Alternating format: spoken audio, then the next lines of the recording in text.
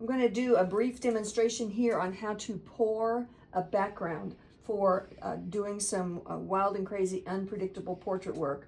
Here's the subject of a little boy in a baseball outfit. I cut around him on freezer paper, ironed the freezer paper face down onto regular watercolor paper. In this case, it's the stuff from Hobby Lobby. So I have 3 colors in the color scale: red, yellow, and blue. I'm going to use those for the pour.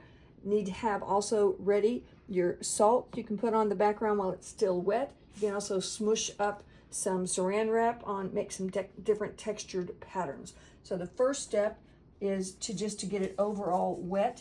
There'll be some bleeding underneath the ironing here. That's okay. That's part of the interesting look about it.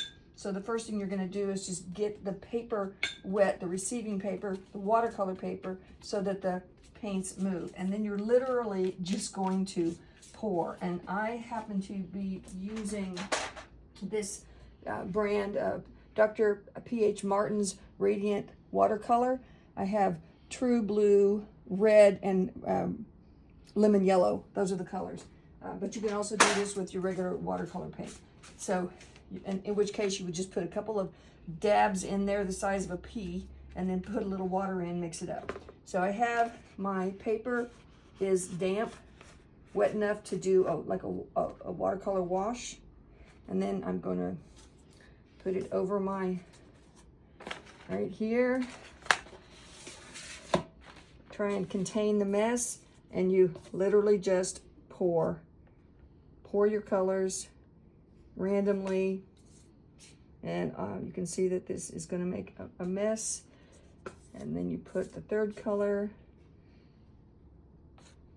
and then you wiggle it around so that the colors all run and make interesting little patterns and mixes. And if you've missed a spot, then sometimes you have to go back and pour a little bit more around there.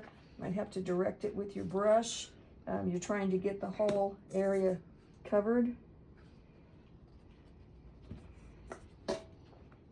And you can do this on a completely blank piece of paper without the subject having the poured part here. But I want to get some all the way around where it was cut here, so it's real strong next to the boy. So I'm definitely adding the last bits of my color as close as I can, getting it in there. And then at this point, moving it around, getting some different patterns. And then if you want to,